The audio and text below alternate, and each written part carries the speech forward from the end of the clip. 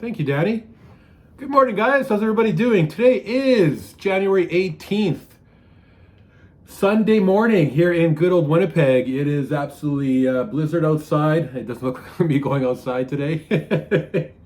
I love going outside in the snow, though. I love going for long, long walks. I went for like a 3.5 hour walk the other day, and I really enjoyed myself. I haven't been back in Winnipeg. I've actually lived in Winnipeg since 2008, and even back then, I only stayed here for 3 or 4 months. And then besides that, I haven't lived here since pretty much almost high school. Like I graduated in 2001, so what are you, 20, 15, 25 years ago?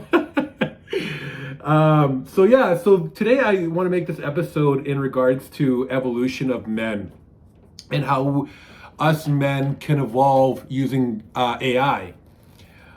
I want to share my own personal experiences, how I believe I've evolved as a man, because I don't think I'm the same person that I was at 25 or even 35 than I am today at 43.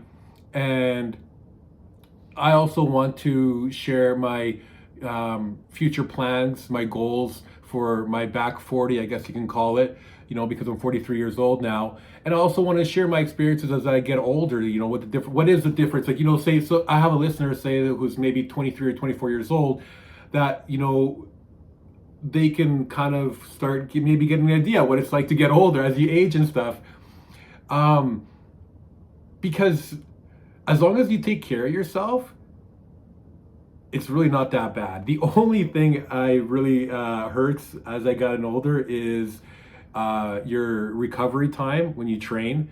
For example, I mean, at the same time though, like I went literally from like training like at a 4 or 5 tempo out of 10 to like going to like 10 out of 10 at a Pan Am boxing gym would actually have like legit boxers. And so I did a class there on Friday and like it just killed me. I could barely move. I'm still really sore. So that's definitely something that happens as you get older. You definitely are a lot more sore. But you know what? You can combat that with proper nutrition. And that's the one thing I want to talk about in a future episode is, how we train our bodies, when we're professional athletes, but, something so cognitive, something so based on cognitive performance, such as stock trading, is that, I want to try to train my mind like as if I was a professional athlete. Because not only for stocks, but like now that I'm writing screenplays, I'm going to be going to auditions, and one thing that casting agents and directors, the one thing that they really like, and actually Macaulay Culkin said the same thing, why he was able to get so much work as a child actor. He said this on Joe Rogan, is that people want you to be able to memorize your lines. That's half the job almost, like memorizing your lines. So, I'm taking all these vitamins and stuff like that to help my cognitive function. I'm trying to eat for performance, for my mind, for my mental performance. So I'm going to talk about that in a future episode. But so let's talk about I know eventually I'm going to get to this, all the stock trading investments. I know a lot of people want to hear about that, but you know what? I'm building up to that. And so, like I said, today we're going to talk about the evolution of men and how we can improve, because this podcast is about improving in every aspect of life, which is something I'm trying to do, and people can follow along, and we can all improve ourselves in 2026. And so one of the things I am really trying to do while I'm in Winnipeg, because honestly I don't know how long I'm gonna be in Winnipeg. I try to live my life a quarter of a year at a time, but I do think that I will be here for the rest of the year, so I'm trying to make the best of it. And so I'm gonna be sharing some of the events I go to, because I'm trying to get out there and see how much arts there are in the city. And actually there's I mean, it's obviously not New York or Toronto, but you know what, there is quite a bit of stuff going on here. Like, for example, I got a ticket, I paid $32 Canadian for this. I'm going to the Prairie Theatre Exchange for a show on Tuesday. It's called Big Stuff, and it's live theater, so I'll let you guys know how that goes. And I just also want to thank people from Winnipeg that I've met in the last week or two. Like everywhere I go, I've had so much positivity and love and support that it's made me realize that, now that I want to produce this film here this summer, that I'm on the right track and that I got to keep going. So now let's talk about evolution. And, you know, evolution, I think, starts in your mental aspect of things, because it's not about money. It's not about only, physical appearance. It's about how you view the world through your own personal lens, and how your thought process, how it progresses as you get older. And I'll share a story. In 2007, I went to Edmonton. I was living in Sylvan Lake. I went to Edmonton, and I really wanted to buy a new sports car, and I bought a new Corvette convertible. It was an '06, so it was a less than a year old. And I went to the gentleman's house, the seller, and I asked him. He had this huge estate home. I think he owned like 15 businesses. Really nice guy. And he said to me, I asked him, why are you selling your Corvette? Because it was a beautiful vehicle. I mean, it was pretty much brand new, and he was giving me a good deal. And he said, "Oh, you know what?" He's like, "I got this. I bought the brand new Lamborghini Gallardo or something. I remember it was green." And I'm like, "Oh man, a Lambo? Can I see it?" And it was a pretty big deal for me, right? Because that was also that was like the days like when hip hop, like they would always like ride around in Lambos and Ferraris and stuff. And so I sat in this Lambo in his garage, and then all of a sudden, for the next couple days, I was still happy I bought the Corvette, because I did leave with the Corvette. But in the back of my mind, I was thinking about that Lambo. I'm like, you know what? I want a fucking Lambo. And at that time, I didn't appreciate the Corvette as much as I should have, because I saw the Lambo. Fast forward that, to 2026, and not everyone in the world is going to go through the things I have. I completely understand that. But if you don't know what avascular necrosis is, Google it. I'm going to be talking about that in a different episode. But I got diagnosed with this disease in June, and it really, really affected me. It's not, life-threatening or anything like that, but to me, in a way, it was, because I thought to myself, I'm like, man, like my life is not going to be the same. My goal was to always, like at that time too, in the summer, I was thinking about like, okay, well, what's my next move? Because I didn't know if I wanted to stay in Asia, if I wanted to go back to Europe. And I thought, I'm like, what? Why don't I go and maybe trek K2, which is the second highest mountain in the world in Pakistan, northern Pakistan. And I met a gentleman from Pakistan, actually. He really motivated me. He's like, "Yeah, man, come stay at my place when you come through," and stuff like that. I met him in Ho Chi Minh City, but after I got diagnosed, and see, just a quick like verb of like of what this illness is, or this disease, is that you have like a lack of circulation in certain parts of your body, and I have that in both of my hips, and you're not getting proper circulation to a certain portion, my upper portion of my bones, my femur. And so necrosis means death of tissue. So pretty much like there's a blockage somewhere in my circulation, and so slowly over time, like literally like your tissue and parts of your bones start to die off, so that after, everyone's different how long it takes to get to. There's 4 stages right now. In stage 2, by the time you get to stage 4, you need complete hip reconstructive replacement surgery, because like you're like literally like if I would have been diagnosed with this disease like in say even 100 years ago, I would I would be in the wheelchair for the rest of my life, once the necrosis completely takes over all your both of your hips and you can't walk. So it's a very serious disease, and I'm just very grateful that I think through my own research and taking proper vitamins and taking supplements that are increase my blood flow, I don't have that much pain right now. But originally, when I got diagnosed, it was so painful, and it was literally every step that you take. Like I remember just like walking to from my Airbnb in Ho Chi Minh City, walking to the pharmacy was a lot of work. It was very, very fucking painful. And but you know, that's the way I guess my life, my mentality has changed, is that I am not happy. um I am happy, you know, just being able to walk, because this is something that maybe one day I will lose it. Who knows? Like, or I really don't know what's going to happen. But while I do have the ability to do things, you know, I'm going to fucking live it up to, you know, like there's certain things I can't do, and it's really sad.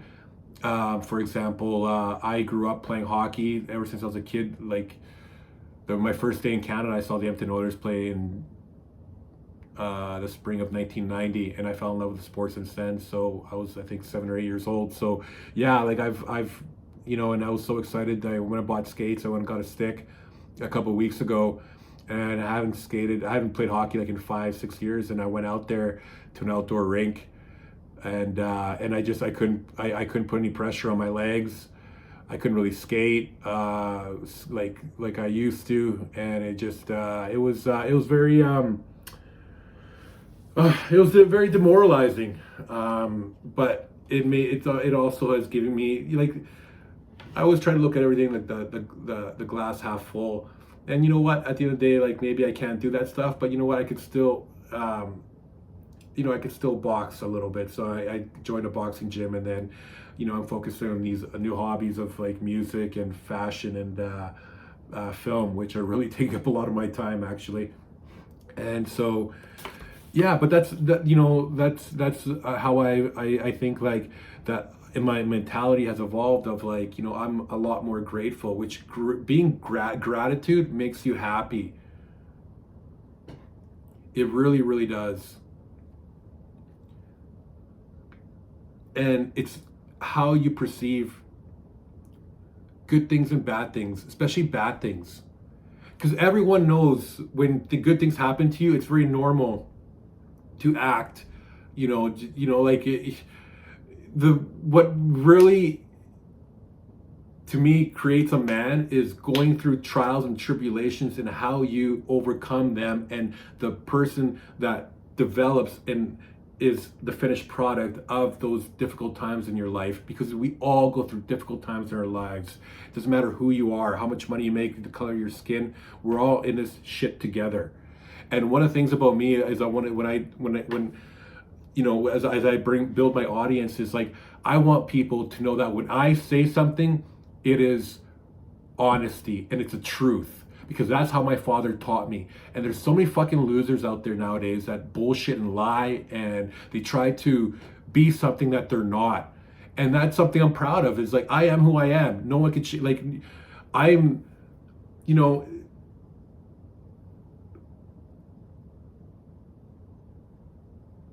it's just my mentality, and everything has evolved so much in the last 20, 25 years. It's very difficult not to, you know, start talking about so many different things. So I'm trying to you know, go a little bit by little bit. But you know, I've gone and had dinner with some former friends from high school, and I gotta tell you honestly, like there's a couple of them that I'm like, man, like you're the same guy pretty much, besides having kids and a career. Like you haven't really changed much, man. And so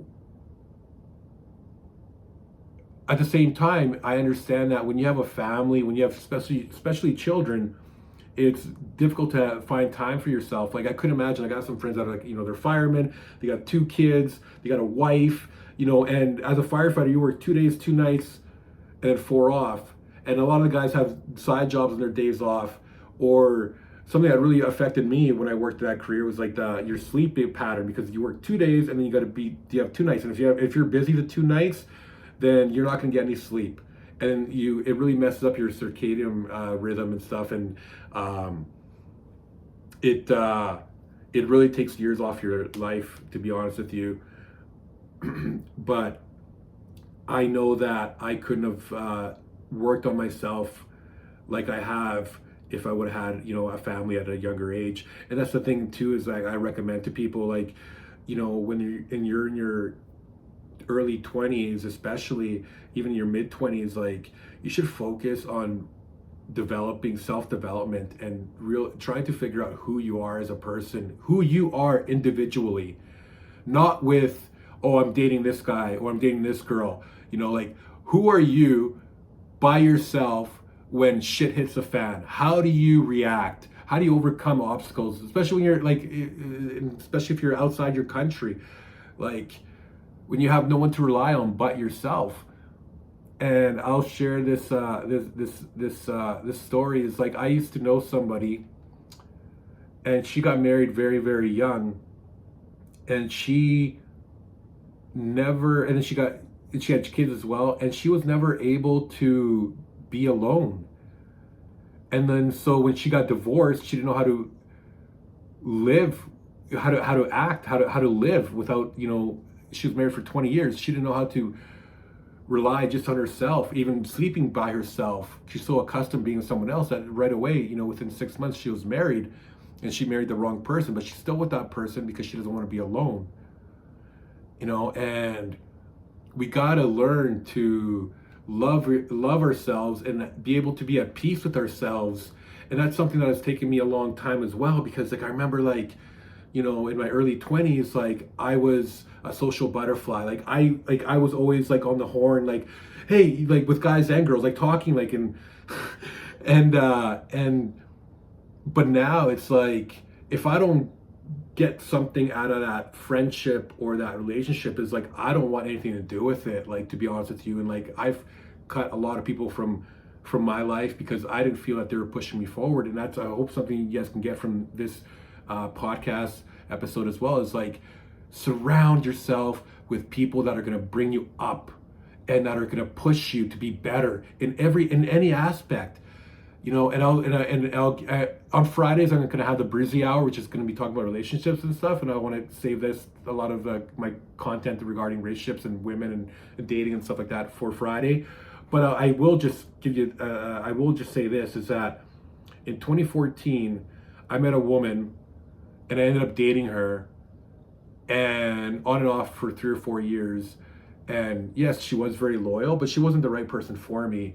And I just remember how, like, she would bring me down, that I've always been like a hustler and an ambitious person, and like trying to do different things. And she was like the complete opposite. She'd like to lie around the fucking house all day with her dogs and watch fucking Netflix. And I was like, and it brought me down as well, because I would see her just, I'm not gonna get into the details, but the point is that, like, when you're like, when I want to date someone, like, seriously, like, date, like, I mean, there's a difference between like hooking up with someone and actually dating someone. Like, when I date someone, I want to date someone that's going to make me a better person and has similar interests. I know they say like opposites attract, but I want to be with someone that's similar to me and someone that's going to push me up. But that's just me. And there's that saying that every man should have something that they make money in, something that they're creative wise, and there's another one. There's a third one that every man should have. I forget what it is, but I'll get back to you on that. But every man should have a creative outlet. Every man, like, it doesn't matter if it's, geez, man, if it's all the arts, like, even fucking start painting, finger painting, whatever, but create something. And that's something that was always missing in my life, and that's something that I want to try to as well. I want other people, and younger people especially, to take more interest in arts. I have a real brother who's 10 years younger than me. His name's Andres. And this guy's literally the complete opposite of the man that I want to one day I want to be, and the man I'm trying to create, and the man I just want to work towards the man I wanted. Pretty much, he's just like, oh my God, like I can't even get into it right now because it's just such a gong show, you know. And when I look back and see how where my parents went wrong is one of the ways that they did not do a good job is that, you know, it was buying him a lot of video games and what, you know, and he, you know, him just playing Grand Theft Auto all day. And yeah, it just like, I don't believe in video games. I don't. I think that, like, I have a fucking brand new keyboard here. You know, I want to learn how to play piano. I want, like, you should work on stuff that is going to create more neurotransmitters and use either your left side of the brain or your right side of the brain. Your right side is your creative side, your fashion, your modeling, like your acting, like your screenplay writing, like all those things. That's your right side. The left side is your analytical, you know, logistics. I want to learn a new language, all these things. But at the end of the day, we need to create more neurotransmitters in our brains as we get older. It's like an anti-aging effect. Because, like it or not, as we get older, we lose our memory, we lose our cognitive function. So I want to fight that as much as I can. And how do I do that? With eating good nutrition. I try to follow a paleo diet or even a somewhat of a altered Mediterranean diet where, like, I eat a lot of fish, a lot of olive oil, a lot of healthy fats, a lot of avocado, a lot of avocado oil. You know, spend that little bit more in your nutrition and your vitamins, and your body will react in a way that you have no idea. If you've never taken care of yourself seriously, and this comes from somebody that hasn't taken care of himself and that has taken care of himself, and the way I feel when I take care of myself, it's like I feel better and healthier than I did at 27, 28 at times. And it takes an effort, but that's going to segue into, you know, the other part I want to talk about is, you know, how we can use AI to evolve. My God, if you cannot become a more complete man in 2026 with all the fucking technology, with all the fucking YouTube, like, how-to videos, with all the fucking podcasts out there, with all the amazing information, with all these great, amazing people that we could look up to. Let's talk about some of the men I look up to. Fucking my Italian amigo, Joe Rogan. What a fucking icon. When it's all said and done, 50 to 100 years from now, and Joe Rogan and guys like me, and when we're all gone from this earth, Joe Rogan will be remembered as a modern version of Socrates. You're gonna see. I can guarantee you that. He will be. Listen to Joe, just the way his mind thinks. He's a smart, really brilliant mind, but he's not judgmental. And that's something I have gone from him. I've never met the man. I probably will never meet him, but I've learned so much from him. Joe Rogan, I feel like he's like one of my good friends, because I remember, like, when I was like cycling around countries and stuff like that, and I just, like, you know, his voice and his interviews with, like, even when I'm in a tent in the middle of fucking nowhere and it's like raining outside, you know, water's gone inside my tent and I'm shivering and there's no one around, and I just would listen to his podcast. I remember just, like, being super sad because I had like 4 or 5% left on my battery. I'm like, oh man, like, his voice is, like, so, like, soothing to me because I've listened to so many of his episodes throughout the years. But to me, like, Joe Rogan is someone I really admire. You know, another guy I really admire is, and actually I found out about him because he was on the JoJo podcast, is David Goggins. And David Goggins actually, like, replied to me, like, 4 or 5 years ago. I made a story and I tagged him in it, and he, like, actually wrote back to me. He's like, "Stay hard, kid." But that, like, I love, and last time I checked, David Goggins was trying to become a paramedic, man. Fucking good for you, man. And that's something I want other, like, men to, like, want to do as you get older. Like, don't feel that because, oh, you're 40 or you're 30 or you're even 50 or even fucking 60. Anthony Hopkins, one of the best fucking actors to ever walk this earth, I don't think he had his first major part until he was, like, in his mid to late 40s. You know, like, like, we should be proud to get older because we have more wisdom the following year. And like I remember watching this movie like along no this is 40 with Judd Apatow directed it. It's got what's that Jewish guy's name? The guy who plays Ant-Man. The guy who plays Ant-Man, and he was in Anchorman too. I love him. He seems like a really cool guy. He seems like a guy I would have beers with. What the fuck is his name? Oh God, what was his? He was in Clueless. Okay, I'm gonna look this up because it's gonna bother me. I gotta get my own. Jamie, can you look that up for me? For now, it's a one-man show because this is really gonna bother me. Who is the male lead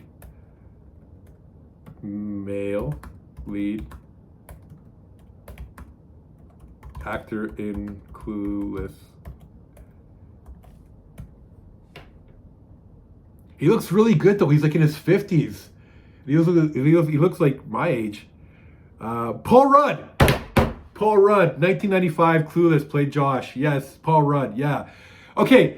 So back to the film, right? So in the film, like his wife, who's actually Judd Apatow's real wife, she's like turning 40, and she's like all like self-conscious about it, and she doesn't want to really celebrate her birthday, so she's saying it's like she's like 36 or 37, stuff like that. It's like, no, man, embrace it.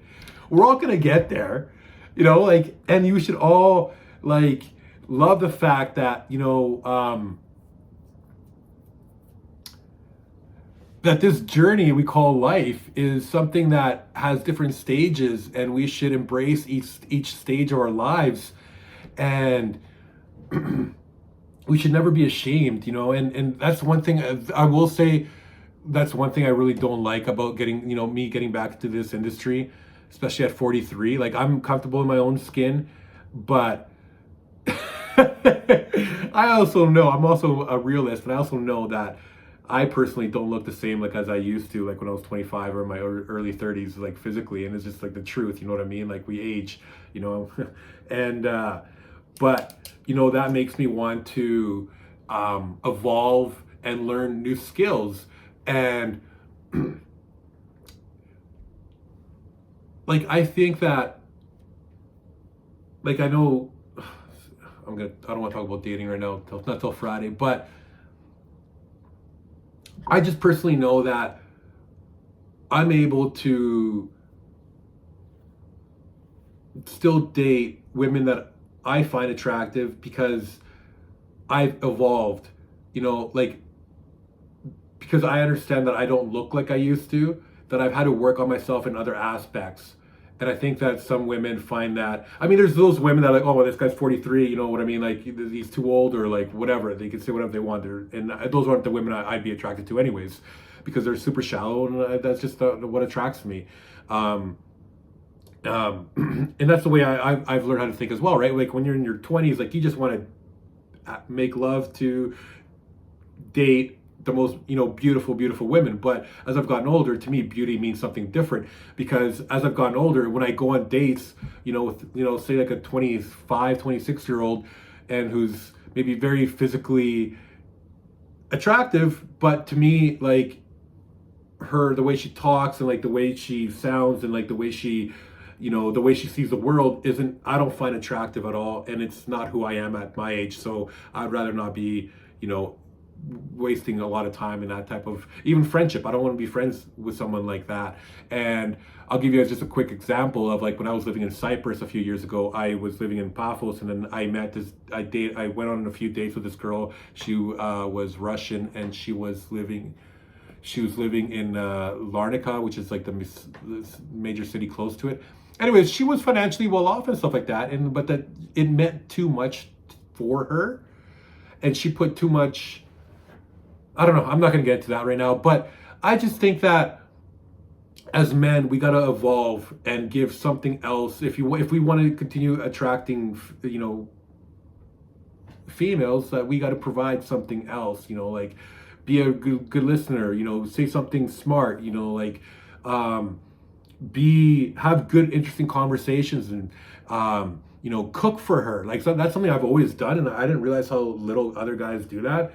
And it's like, cook her a nice meal, because if she really like is a good woman, she will value it more than you taking her out for an expensive dinner. And I love cooking. Cooking for me is very therapeutic. And that's a way we could use AI, right? Like you could literally go on ChatGPT or Grok or Gemini and be like, listen, I have this date coming over. Type this in. I have this date coming over. Actually, I'm going to do it right now. Just try it. Okay, so I'm on ChatGPT right now. Okay. I have a date coming over. I have say, you can even put in like, say like a $100 budget. I live in Winnipeg, because then you get prices in Canadian. Make me a recipe list for this. Everyone knows I love tacos, for authentic Mexican tacos. I want to shop, say, for only at Walmart in St. Vital Mall. Also include 2 bottles of wine. Okay, all right. Let's see what this says. Okay, so I wrote, I have a date coming over tonight. I have a $100 budget. I live in Winnipeg. Make me a recipe list of authentic Mexican tacos. I want to shop only at Walmart in St. Vital Mall, and also include 2 bottles of this wine. Okay. So, all right. So here it wrote back to me. Here's a simple romantic $100 taco night plan you can buy at Walmart. Blah blah blah. So it gives you the shopping list. Okay, your soft corn tortillas, which is a good base. That's actually very smart. When you make tacos, do not use flour tortillas, because then those aren't real tacos. You got to use the small corn tortillas. Yeah, it's perfect. Look here, it says like the protein, the ground beef, or you can go steak. You can go. It's pretty like a whitewashed. It's not like real authentic tacos, because you're using Old El Paso taco seasoning mix. But it's got the list, and it tells you the price. Old El Paso taco seasoning, $1.27. Canned beans, $2 to $4. Salsa, $4 to $5. Cheese, $6 to $9. Veggies, white onion, $1 to $2. Fresh cilantro, lime. Optional sides. So, and then drinks. Like what wine would go good with this? What wine here?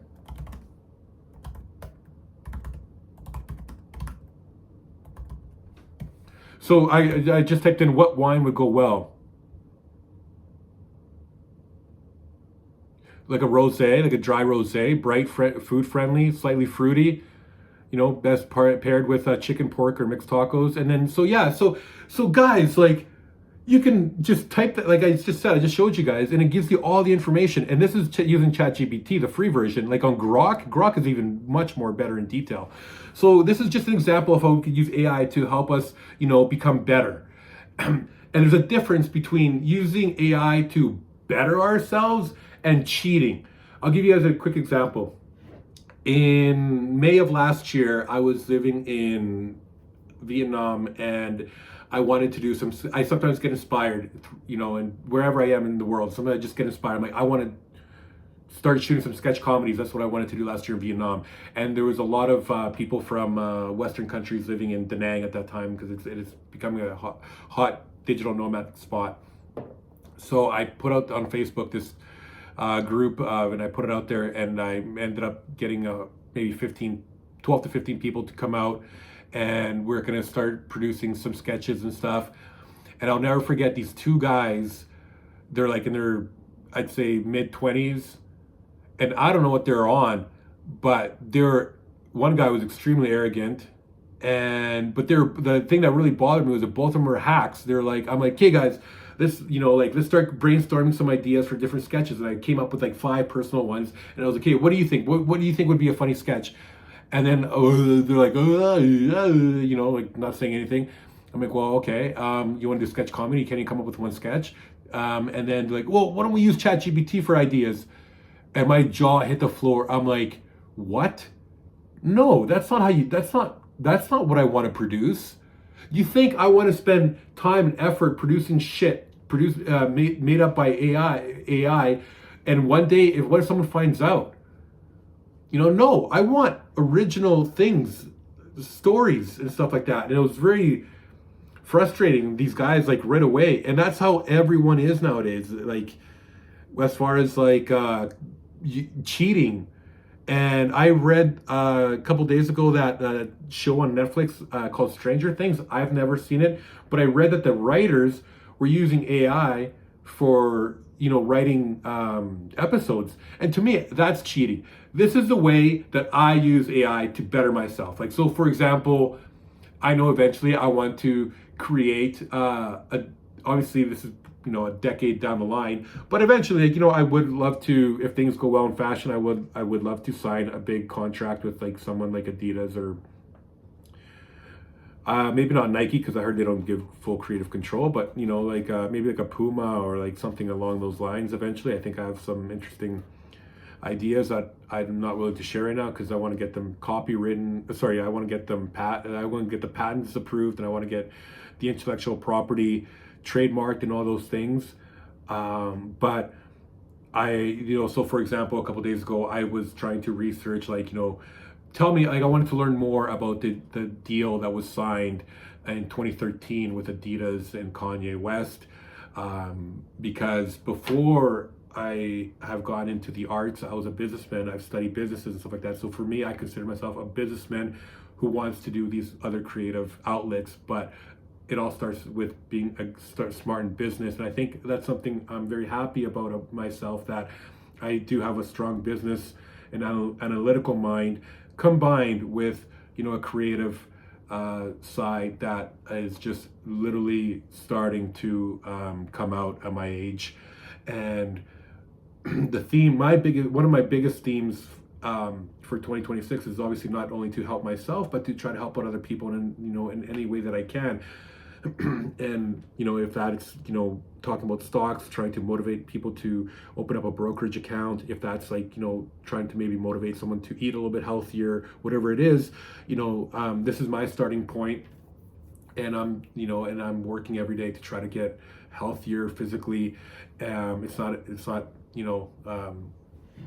always easy with this disease. Like when I was like trying to do like even air squat, actually I had like two 20-pound dumbbells in my hands, and I was doing squats and doing these circuits on Friday, and it was like so fucking painful. But you got to fight through it, man. You got to fight through it. And I hope that people also, that want to learn about the entertainment industry, that, males and females, that like maybe they don't know the process or how to do it, because everyone just sees, these amazing celebrities once they're huge, right? But like, what's the story of Jennifer Lawrence before she became a big actress? What is the story of Timothy Chalamet? I've never seen any of his work, but I did see him getting an award. And one of the things I respect about him is that he wants to be great. Like, and he said that in his speech. He's like, I want to be known. I want to be remembered as one of the greatest, as a great actor. And good for him, man. Good for him. I've never seen any of his stuff that he's done. I don't. I just know that he's Kylie Jenner's boyfriend. So back to using AI.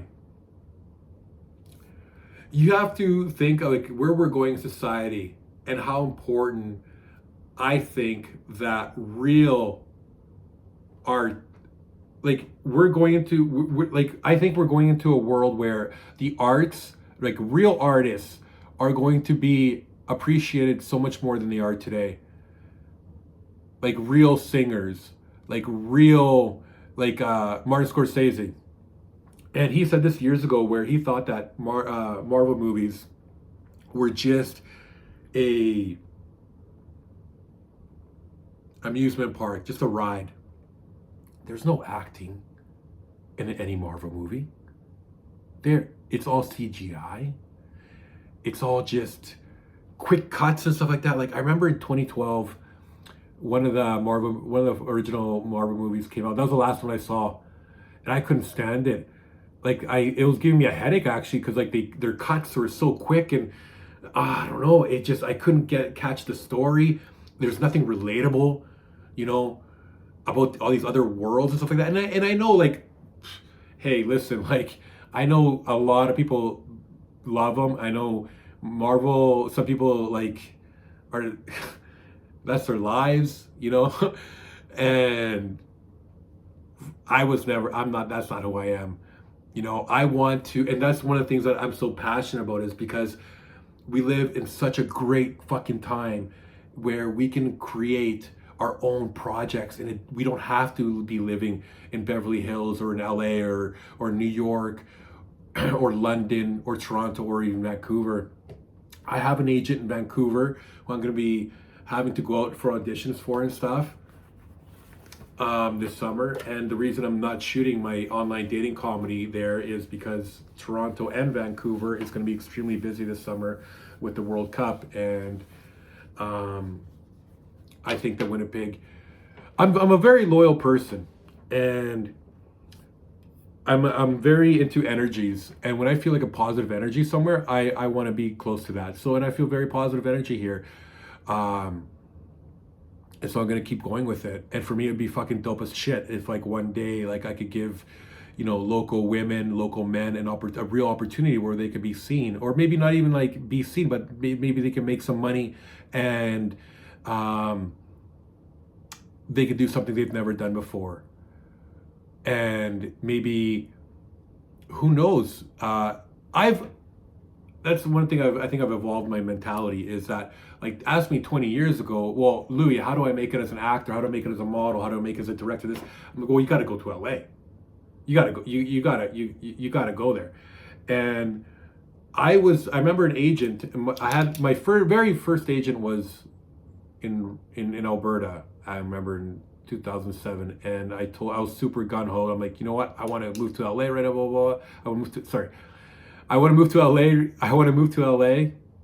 I said to them, and they're like,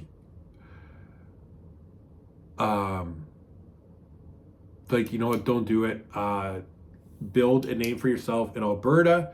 You go from Alberta to Vancouver or Toronto, and then once you have a decent portfolio, then you could talk about going to LA. But not many fucking people just move to LA and make it. Except for Brad Pitt and like a few other people. But how many thousands of people move? But you know what? At the same time, those men, and I'm going to share this, like I'm going to share all my stories about moving to LA in 2007 and 2011 in future episodes. But it really opened up my world. It really, and not in a good way. And it really broke my heart, to be perfectly honest with you. So like when I came back to Canada, I was like, you know what? I just want to be a fucking fireman and a paramedic. That's it. And then I was very fortunate in 2014 that I found like a good agent, and she really believed in me. But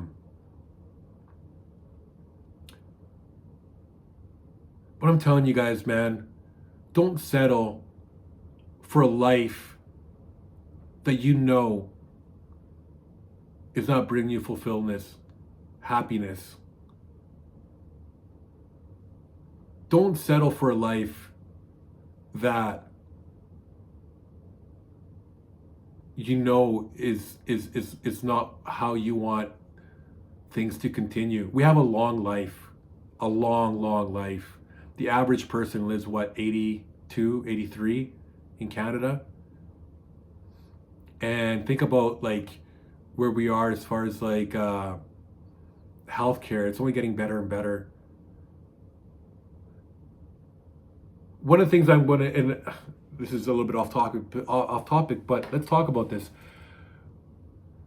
When I take my company public in a few years, and I can use the market's, the public's money, if you will, to really grow into other passion projects that I have.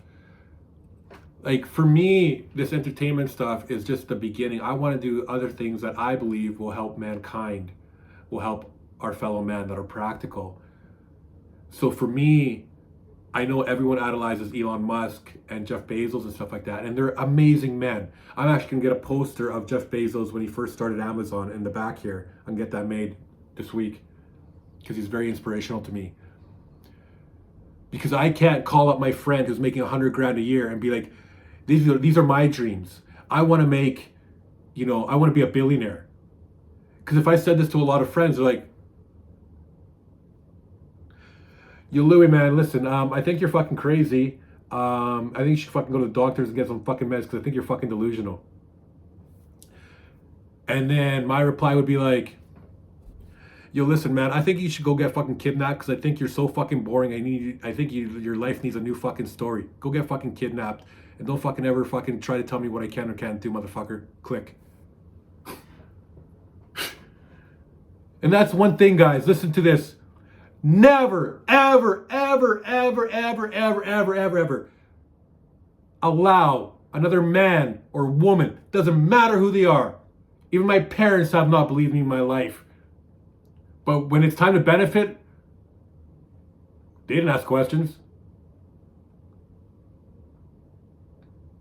And I'm not even telling my parents all these projects that I'm doing. I remember a former friend of mine, he said, the best thing you could do is walk the walk and then so you could talk the talk. And I know I'm talking a lot of shit right now. Yes, I want to win Grammys. Yes, I want to create films that are going to be seen around the world. Yes, I want to one day outsell Hugo Boss. One day I want to be a bigger name than Giorgio Armani. One day I want to fucking be bigger than Gucci. And I know that sounds super fucking crazy. I know. Like if this wasn't, if I didn't know I could do it to other people, especially if you don't know me, who is this guy? Who does he think he is? I'm like, I'll fucking tell you who the fuck I am. I'm not going to tell you, I'm going to show you. And like, I have, like, obviously if I was going to be like, 2027, I'm going to fucking play for the Los Angeles Lakers. I'm going to fucking be in the backcourt with like Luka. Then I'd be like, I'll walk myself into the psychiatric ward and fucking call because that's fucking crazy. But to create fucking dope fashion I can't do? Are you fucking high? Oh man, like, yes, I can do it. I mean, what the merchandise I'm trying to sell right now, this is just like, I had all this stuff made because I was going to a fucking war. And if you don't respect me because I left a job at Onyx Industrial that was paying me a lot of fucking money, they were giving me free accommodations at a hotel, amazing food, restaurant food. I was eating steak if I wanted to 3 times a day. How much money was I making a month there? I was making ridiculous amounts of money there. I forget for how much, but maybe, and I was almost working every day too. So you got to remember that. So with overtime stuff like that, I was making bank. I'll tell you that much. But you know what? I woke up in February of 2022, and I remember. I'll never forget this. I was sitting in the hotel with my CNN app open on the shitter, and I was reading how Ukrainian women were being fucking raped in their own homes in northern Ukraine by Russian men in front of their children. And as a fucking child, as a man that used to be a child of war, as someone who lived firsthand, who has seen firsthand war, who grew up during a very difficult time in the 80s in Latin America. Stories that I've never shared with other people. My father was kidnapped 10 days before, my dad was kidnapped for 10 days before I was born. And his friend was fucking murdered. Like, my aunts would tell me stories of like, sometimes they would go to like just a bank, and used to have to hide because there'd be shootouts on the streets. I remember not being able to go to windows because you fucking hear machine guns. I remember playing in the playground, in the sand, and then like looking up and seeing like 25 gorillas coming out from the fucking bush with fucking machine guns, and they stepped all over my fucking toys. Sorry, not all over my toys, they stepped all over my sandcastles. Stuff like that is ingrained in my mind. And if you guys ever see me acting wild and stuff like that is because I have severe PTSD. Or, but that's one thing I want to talk about as well is mental health. And there's a lot of people that suffer from real fucking mental illness out there. It's not a joke. It's very serious.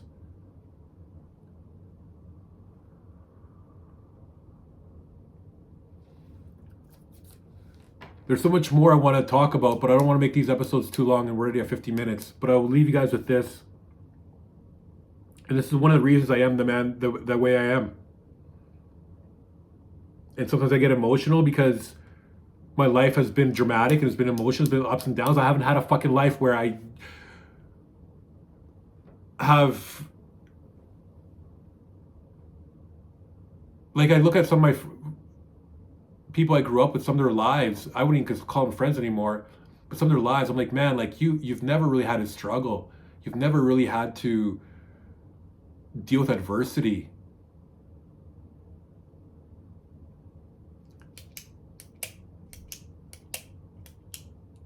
I'll leave you guys with this story.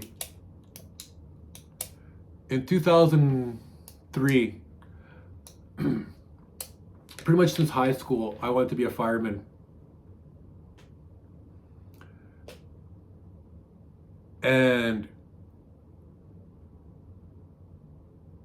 the fire college I got accepted to, you couldn't get student loans for it because it was a private college. It's called, they changed the name out. It was called ESA at the time, Emergency Services Academy, in Vermilion, Alberta. And it was like $12,000 plus living accommodations for like 3 months and stuff. So it was probably close to 20 grand I had to save up. And so I was working at 2 Applebee's restaurants as a server, and doing a little bit of bartending. And I really wasn't, I mean, in my teenage years, in that stage of my life, I did like to have a really good time. Like I used to, party a lot, but I was never like a bad kid. I never really got into problems with the law or anything like that. But this man came into our lives. His name is Rene. He's my well, I don't even call him a stepfather, but he's just been like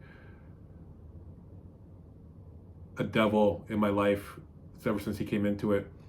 Anyways, long story short is, we had gotten into an argument or something like that. I forget exactly what it was.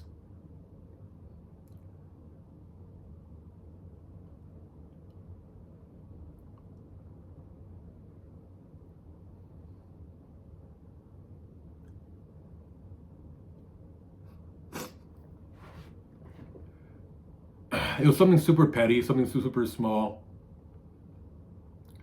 And everyone at Applebee's really appreciated me and really liked me. And so I know they had my back. But one day I was waiting tables. I remember it like it was yesterday. And I was talking to a table, and then I get a tap on my shoulder, and it's 2 police officers. I was like, can you just wait? I'm just with the table right now. They're like, are you Luis Gonzalez? I'm like, yes. Like, let's go. I'm like, what? And so they brought me to the back. They're absolute fucking dicks. And they're like, we need your house key. I was like, what do you mean? Yeah, you no longer live at 180 Barlow.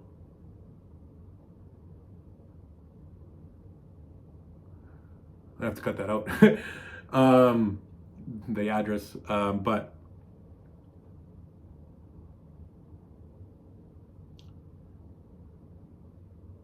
sorry, it's just this just boils my blood, and just so yeah, so the police took my house key. My mother and my stepfather had kicked me out of the house. And I'm telling you, like, it was something super small. I don't remember exactly what it was, but it was something really, really ridiculous. And I got really emotional because all I was doing was I was working a lot, trying to save up money so I can go to fire college to be a fireman. And I was so grateful that there was like 4 or 5 guys that all lived together in a house on Spence Street. Spence Street is like a street in downtown Winnipeg, which is very ghetto, very like just nowhere you'd want to ever live. And I remember they offered me a room for $200 an hour, for $200 a month. And I remember being grateful and accepting it. And I remember going to the house like the first day and just like going to my room and just like crying, and like it was like an old house, beat up house, like no one there. I've always been a clean freak, and the house was like a complete fucking mess. There was like one shower for 6 guys. I remember like the kitchen was just fucking disgusting. Like no one did dishes. Like you couldn't cook in there for sure.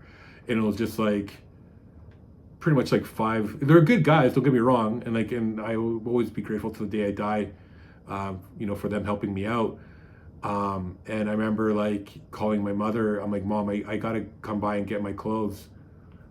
And this next part is like really what kind of set the tone for my life. And so my mom said, okay, you can come by the house tomorrow. Your stuff will be ready. I was like, okay. So I went and picked up my stuff there the next day, and everything was outside in garbage bags. So I put everything, and I picked up all my clothes and my belongings. I put them in my car, and then went to my new place on Spence Street. And I brought everything into my room, and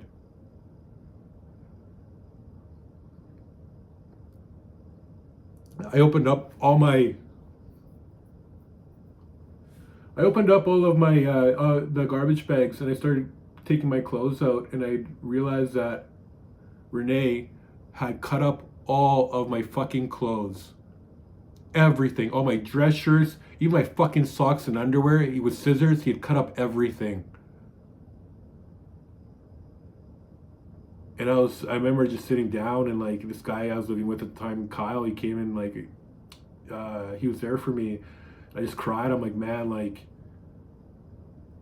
this isn't right, man. Like you shouldn't treat someone else like this. And like for a long time I had problems with alcohol as well, but I'm not gonna get into that right now. But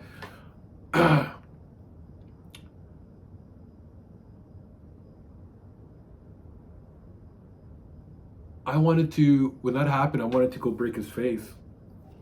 And he's a lot bigger than me. He's big and fat.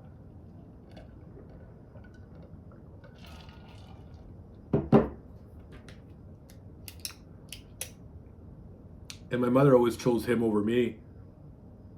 Still does to this day. But since that happened, it started building a fire inside of me, which other men will never understand. I remember when I came back in 2007 for my 25th birthday to Winnipeg. And I came back a success story. I had and this is like when everyone was driving around in Cadillac Escalade. I had a new Escalade, TV, Xbox.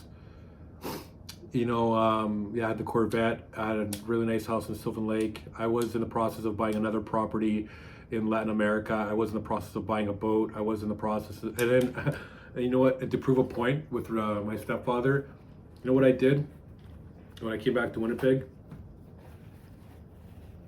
I went and bought the house across the street from him. Bigger house, newer house. I went and bought it, knowing very well I was never going to live in it.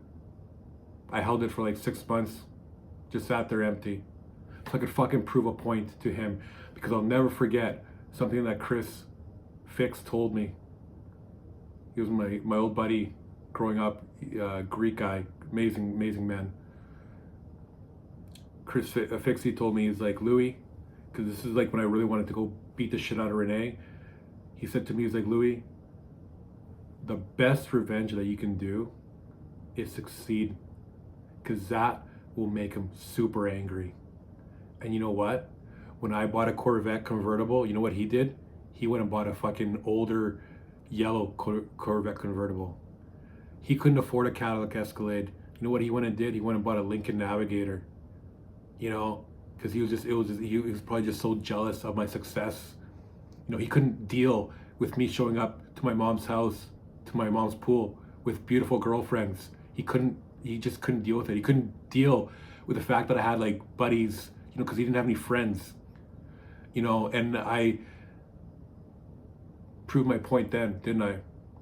But the thing is, like, we have to train ourselves to take a negative into a positive.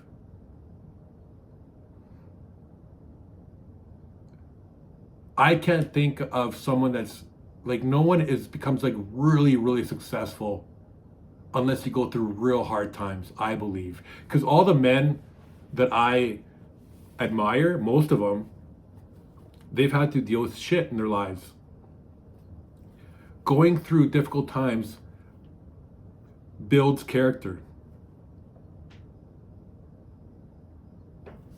Like I've always said, like I don't want people to respect me because I could make thousands of dollars in a matter of hours in the stock market, or that I've made 40 grand in a day, or I've made 300,000 in a month, or I made 1.2 mil in a year and a half. I don't want to be respected for that because anyone could do that. I don't want to be respected for traveling to 61 countries, cycling around different. All the things I've done in my life. I don't want anyone to ever respect me for those things. What I do want people to respect me for is for the fact that for the things I've overcome. Because I don't know many people that can fucking go through everything that I have and overcome it and be sitting here with a smile on his face. And that's the type of persona that I have and I will have till my last breath.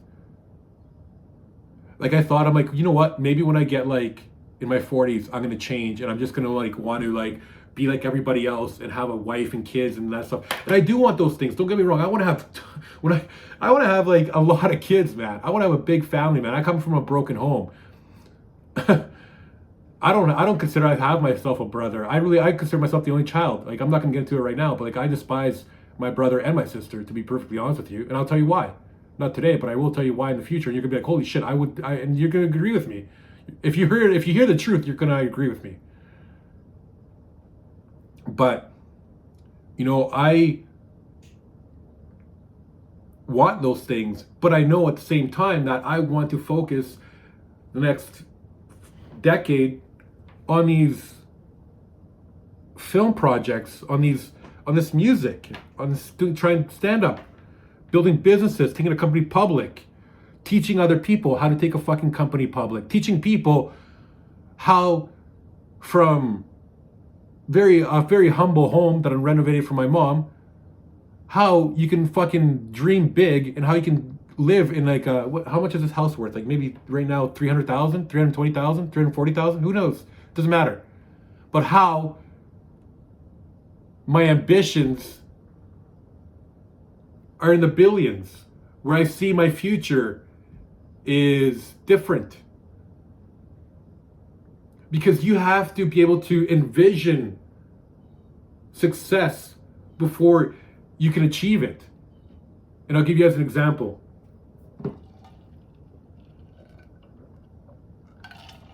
The year was the Lord's year 2012. It was in the fall time. Me and an old buddy, his name was Mark Ushko. He's now a Edmonton fireman. Proud of him. He used to be my roommate.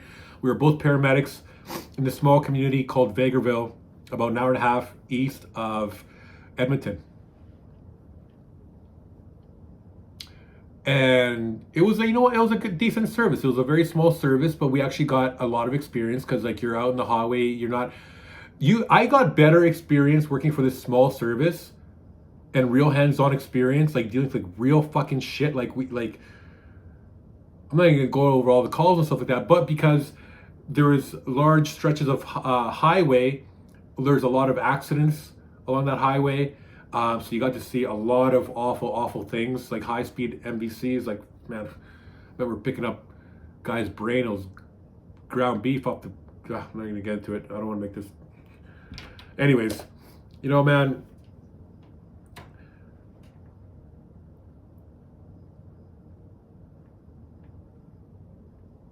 So me and Mark, we went to... we went to Vancouver to do one of those. Remember they used to have like those Spartan races and those Tough Mudders? Do you guys remember those? Where like they were like obstacle kind of courses. Like they weren't marathons, but they were like long distance. Like, and so you would go and just, they would like, for example, you used to have to like crawl like for a certain distance, like underneath like barbed wire and stuff like that. It was like just like different like physically challenging stations, and you go from one station to the other. But anyways, if you don't know what a Tough Mudder or a Spartan race is, look it up. So anyway, so me and Mark went down to Vancouver, right? So we go to Vancouver, we do the race. It was great, and I remember we were in North Vancouver. I remember we're at the Key Hotel. I remember one day I woke up. It was like early in the morning, the sun was rising, and I remember I went outside and I was like, my God, this is such a beautiful city. I'm like, I want to live here. I need a new challenge. I'm not feeling challenged anymore. And so sure enough, I checked, and this, and it was just destiny, I guess, but like I checked online. I'm like, when is like there used to be this, I don't know if it's still around, but there used to be this website called firehall.com, and they used to post like all the cities that were hiring across the country in this website. It was like a forum, and sure enough, it's like late September 2012, and I actually have like elephant memory. I remember the deadline was the 26th of September, and I remember I was like, man, I'm going to fucking apply, and I'm going to become a fireman in Vancouver.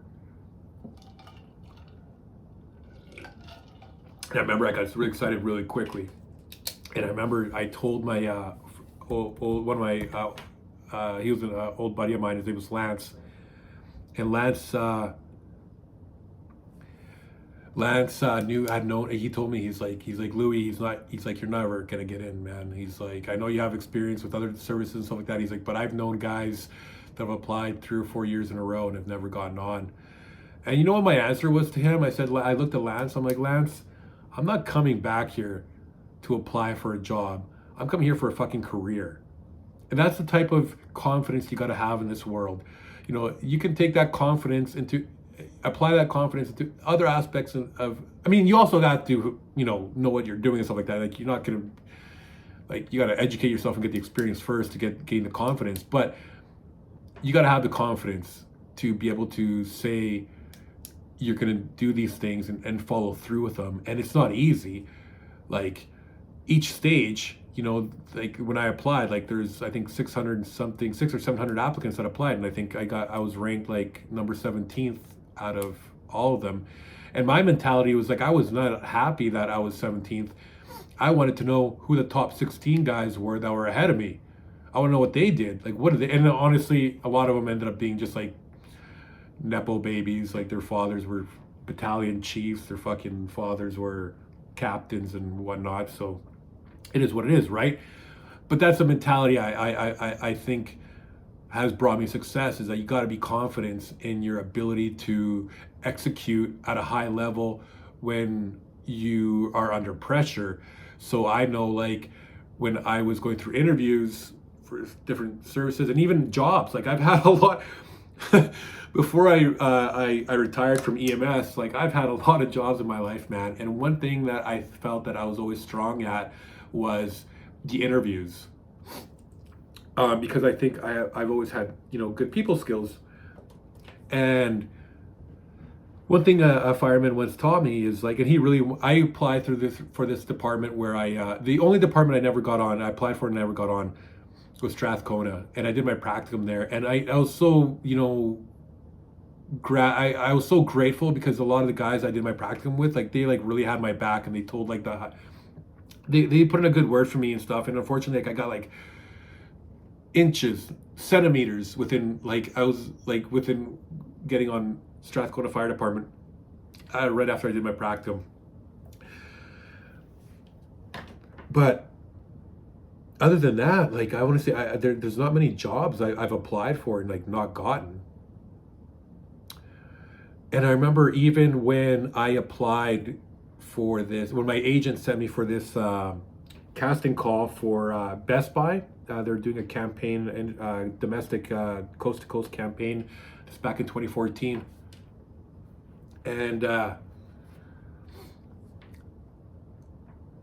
I went there, and a lot of it was just like talking with like the casting director and his assistant casting director, and just like being personable and trying to be somewhat charming and stuff like that. And sure enough, man, like a week later, and they did a huge casting call. A week later, I got the call from my agent. She's like, you got the job. I was like, what? I was like, really?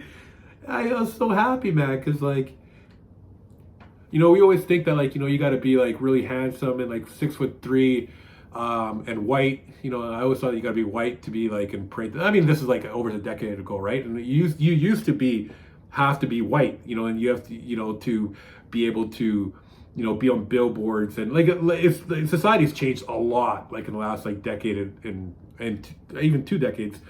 Society's changed a lot in regards to that, and people want to see inclusivity, and they want to see, you know, color, if you will, in fashion and stuff. But you know, I was very happy that you know, and I was able to get this. And if you don't know what Best Buy is like the Canadian. It's a Canadian chain franchise, and they sell like electronics, and so it was a pretty big deal for me back then. And honestly, I think one of the reasons I got the job was because I came across very natural and just like a normal and friendly when I went to the casting call. And so, you know, if I could leave you guys with one thing, is like, sit down and reflect as a man where you are right now, the things that you're doing good, and the things you can improve on. And don't worry about the things you can improve on. Worry about the things you need to work on. And that's how you're going to get better. And for me personally, I wasn't the best listener. And so what I've tried to do over the years is listen to podcasts, a lot of podcasts, and really retain the information. Sometimes I'll stop the podcast, or an ebook as well. Like I love Audible. I sometimes, especially the Audible, it's harder because you're like listening to like a full book, right? So you're trying to, even though like if I'm doing home renovations and painting and stuff like that, I'm still, you know, I want to know exactly, it's really listening to podcasts, listening to Audible books, and really trying to retain the information that's being said. Because if you just put something on an iPod on and just listening to it as background noise, that's different. But if you're actually really trying to take something in, and I'm telling you, man, there's so much amazing podcasts out there where you can like learn a lot.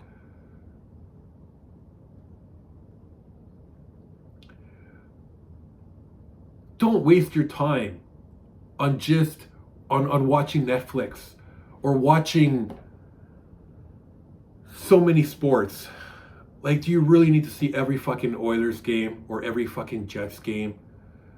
Or if you're a fireman or even a paramedic and you're at the hospital, you're doing hospital waits, don't fucking sit around playing Candy Crush. Don't fucking sit around on your phone texting everyone. Don't sit around on fucking TikTok. You know, fucking better yourself, man. While you're that 20 minutes that you have to yourself, you can become a better person. Like, it can be something as simple as like, learn a new language, man. What is with you white people? You guys only speak English. Sorry, I shouldn't have said white people. I mean like in Canada and in the US, we're so accustomed to only speaking one language. My Lord. Go over to Europe. Everyone there speaks at least 2 or 3. Well, I have friends that, like Germany, Switzerland, because in parts of Switzerland, you know, they speak German, they have Italian, they speak, is it French as well? Anyways, like, everyone in Europe speaks at least 2 or 3 languages. And here we only speak one. Like, in Canada, we should also learn French. Like, I took French in university, and my French right now sucks and needs more work on. But right now, I can speak 4 languages. Obviously, English, Spanish, Italian, and French. Italian is my weakest, but I plan on improving that because I plan on I'm buying a lot of land. I can't wait for that. Oh God, that's for a different episode. But yeah, guys, I've ranted quite a bit here. I hope you guys got something a little bit out of this episode. And I know I was jumping around everywhere and stuff, but my episodes are only going to become more structured over time. I'm going to try to come out with, just content that is going to, help other people, motivate other people, educate other people, and obviously entertain other people.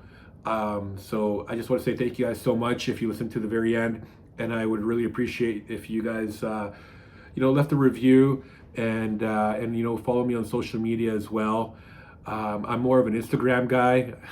I don't really like TikTok. I am going to pay a agency to run some of my social media. Like I really don't like YouTube and I really don't like TikTok, so I'm going to farm that out. And I just want to focus on on Instagram because that's what I use the most. But anyways, guys, thank you guys so much. God bless you, and hopefully you guys like my next episode as well. All right, cheers, guys.